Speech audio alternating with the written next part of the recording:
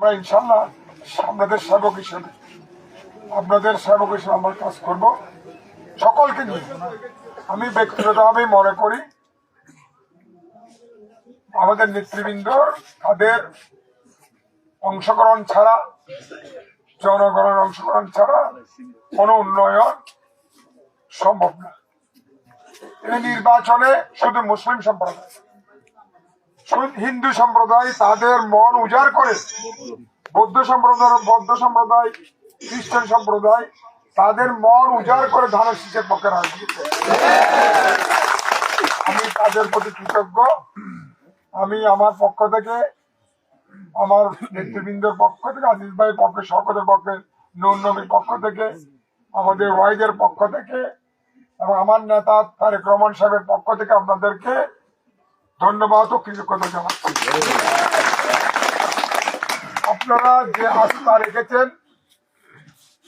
এবং যে উন্নয়নের জন্য, গণতন্ত্রকে শক্তিশালী করার জন্য যে ম্যান্ডেট দিয়েছেন, ইনশাল্লাহ আপনাদের কথা দিচ্ছি আমরা প্রায়োরিটি বেসিস সেই কাজগুলি আমরা আমার ইশতেহারে আমরা উল্লেখ করেছি, কালুঘাট ব্রিজের কথা উল্লেখ করেছি। অন্যান্য আমি একটু যখন শওকতের ওখানে ছিলাম, আমি ওখান থেকে টেলিফোন করেছিলাম, রেলওয়ের চিফ ইঞ্জিনিয়ার সাহেবের সাথে কথা হয়েছে আমার।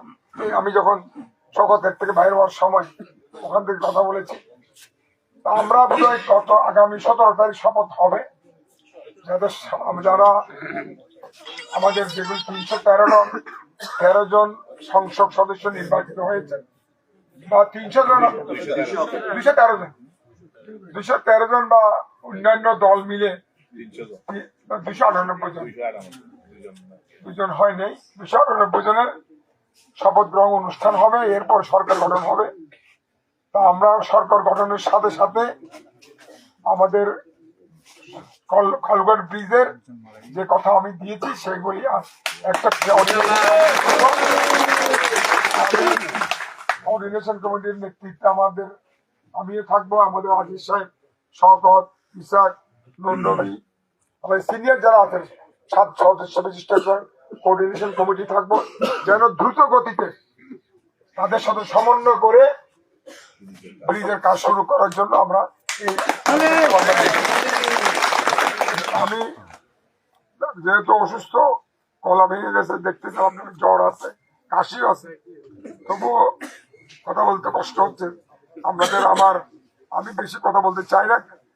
আমাদের নেতা আমাদের শহীদ রাষ্ট্রপতি জিয়া রহমান, উনি সবসময় কথা কম বলতেন, কাজ বেশি করতেন। আমরা তার সৈনিক হিসেবে কথা কম বলে কাজ বেশি করার আল্লাহ তাআলা যেন আমাদেরকে তৌফিক দেয়, সেই কাজগুলি করার যেন আমরা করতে পারি। আপনারা আমাদেরকে দোয়া করবেন।